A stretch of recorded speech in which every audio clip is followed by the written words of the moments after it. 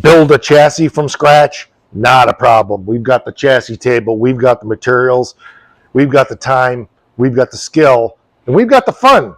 You can learn from this and apply what I do here on your project. Today we are back on. That's right, it's our fun Duster truck project. We're putting a tube chassis with Duster suspension in a 39 Dodge pickup. Don't go away. I'm Mike. You're watching My Car's Shop. So picking up where we left off last time, we got everything laid out. We got our K-frame ready to go. And we just need to and I just had a center punch, like literally 10 seconds ago. You ever have that happen to you? It's the shop rat gremlins. I swear it is. Cats, you're not doing your job. It was right here. Anyway, so I'm just going to get everything. That was extra fun. You okay, girls and boys?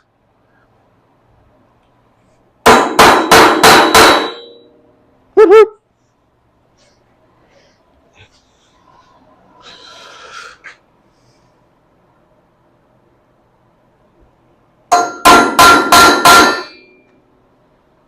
Well, okay, no, we're good.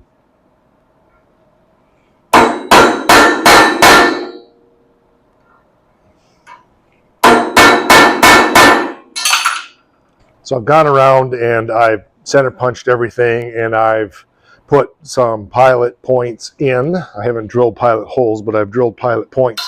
And I'm using actually a DeWalt pilot point drill bit to go through and drill the hole. I've done the first one already here. This is a 7/16 bit. Our holes ultimately want to be just a little bigger than half to give us a little latitude for the latitude of your attitude. But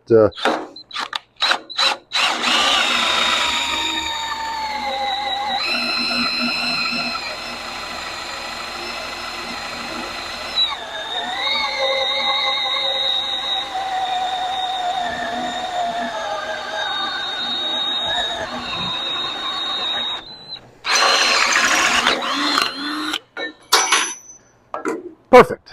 Just a couple points about drilling holes is you want your speed to be such that you're getting a nice curl like this. If I can find one, here's one. You're getting a nice curl like this off of the cut. And if there's heat, you want the heat going into the chips that are coming off. You don't want the heat staying in there. So it's a combination of lubrication, not going too fast, and the right amount of pressure. So you're getting those nice curls. That means you're not overheating things, dulling your blade, hardening the part, etc.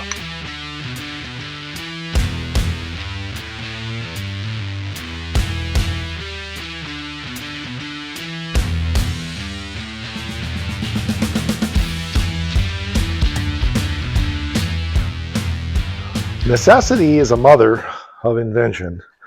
I didn't realize that I didn't have a 5/8 drill. I thought I did, couldn't find it.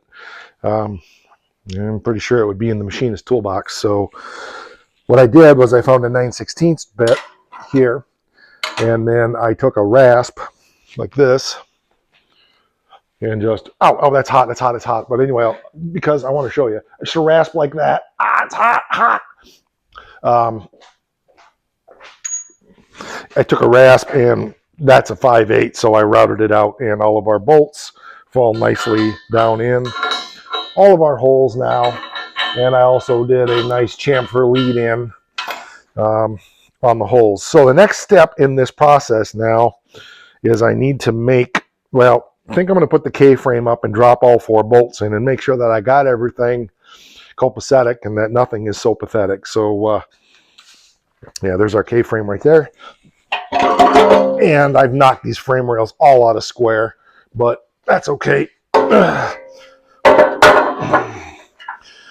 We'll get them in place, get them in position, get them squared up like a toilet. Here's that one. That looks good.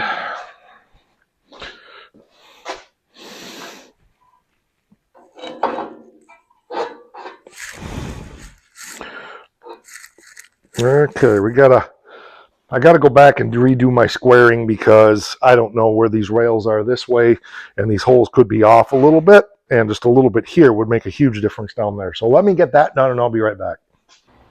Okay, my rails are square now, and my bolts fall right into place on both sides. So everything looks good. 32 1/4 on the back, 32 1/4 on the front. These aren't quite tight yet, but these fall in perfectly. Everything is copacetic, nothing is so pathetic. So I'm really happy with the way this is going. I need to make a decision on when I'm going to put a cross member in here, and it'll be on the inside. It may even be this piece of metal, but it will be. I want to leave the end of these frame rails open if possible, because I'm going to make a piece, just a piece of flat steel. I'm going to cut this and weld the nuts to this, drill the holes through it obviously, and weld the nuts to this so that we can just slide it down in there and then run the bolts into it, and we'll be able to take this out of the frame if we need to. Now, it's not going to be box tube, it's just going to be flat steel. I was thinking that I was going to plug weld this up, but I realized that's not really necessary for what I'm doing. So what I need to do is cut myself 2 cuts on this, so that this piece will fit inside of the box tube because it's a little bit too wide, and then get my holes drilled in it to put my nuts on it. I think that's the way I'm going to go. So it's always just kind of making it up as you go. But I got the frame squared, 32 1/4, 32 1/4. Our ends are obviously lining up right, and so nothing is shifted this way at all, and we're not shifted this way at all. So measure 1,000 times, remeasure, measure it more, measure it more, measure it more, make sure everything is good.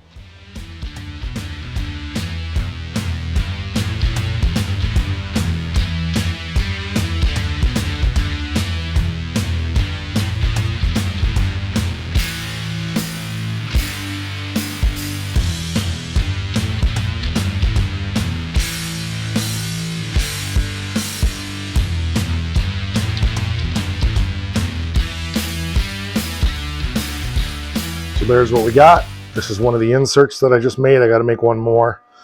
Booger welds a little bit because this is bed frame and it's really hard, but I already put it in the frame and it works well. So got to make one more of those for the other side. I got to go get another piece of angle iron like that, and I'll get her made, and then we'll get that K-frame bolted down to the frame rails, and that'll be done.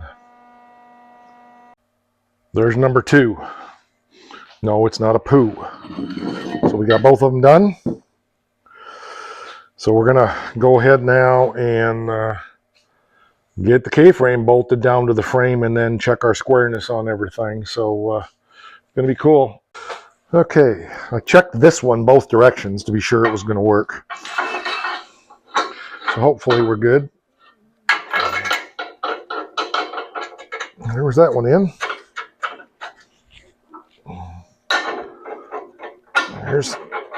Here's that one in. Here we go. 2 out of 3 ain't bad, huh? How hot is our bolt here? Okay, that's nice and cooled down now. Got one more bolt. There it is. Okay.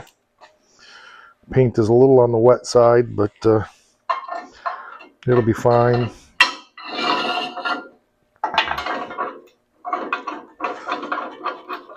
Okay, and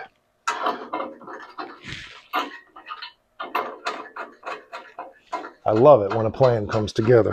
Woohoo! They're in. They're in like Flynn. Now, before I tighten those down, I want to just go double check my squareness on my frame and check my dimensions on everything. I know we're going to be 32 1/4 there. We're fine. Theoretically, the way I built this should be at 32 1/4, then the frame should be square. Pretty close. A little bit off. Which way is it? Oh, that one there. Okay. Now, I still need to check the frame square, but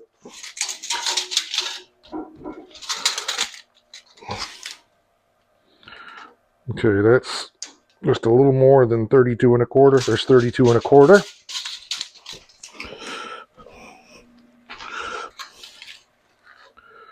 We're not quite 32 1/4 there. Let's get my whacker. And I can see this one looks, yep, that was it right there. There we go. Okay.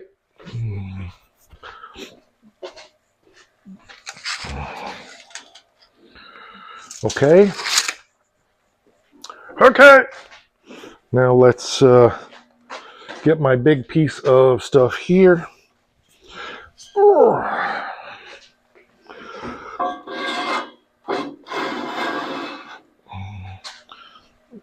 See if we're square like a toilet. We are off big time. That's fine. That's why we do this. Okay.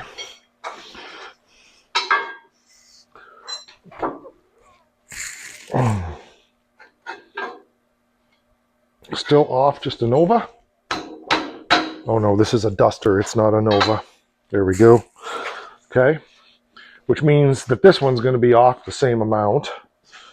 So I'm just going to go ahead and make it hip to be a square. Still off. Okay.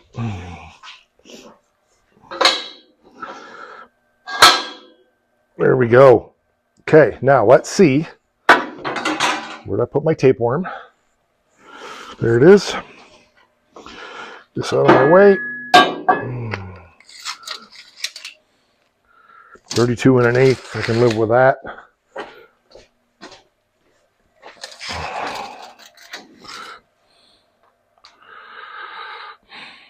Okay, why are we at 31 3/4? Something's off.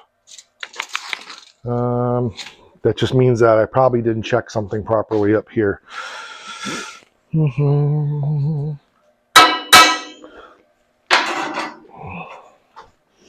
We had it before, so I'm not that worried about it. Once we get the cross members and stuff welded in, there we go. That's pretty close. Once we get the cross members and everything welded in, we'll be all right.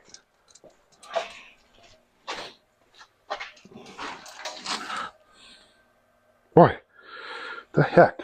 All right, let's check our square because we are off a 1/2 inch back there. Now, over 8 feet, a 1/2 inch isn't a lot, but still, before I tighten this K-frame down, which is going to be our first piece of being square. Okay, we are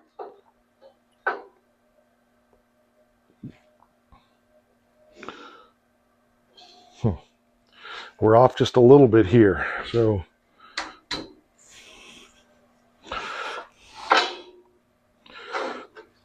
okay, that's good. And I'm going to go ahead and pull us back this way.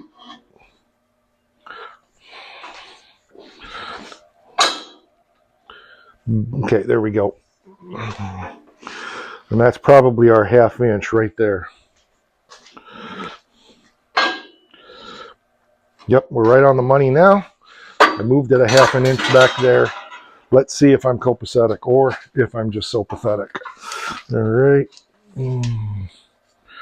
32 1/8. I'm going to bump a 16 there. I'm going to bump a 16 there.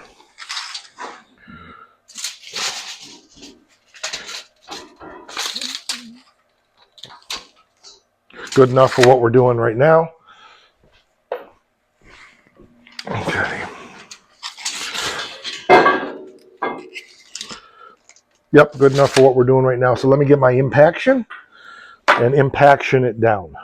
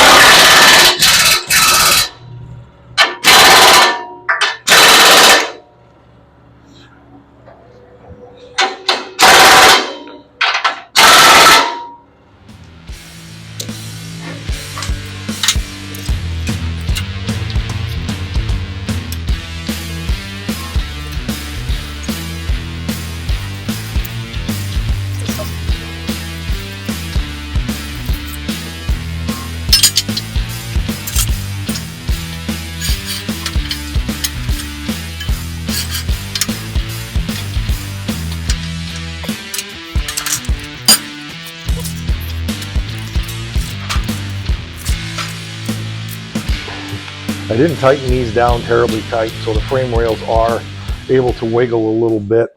We were off just a little on our square.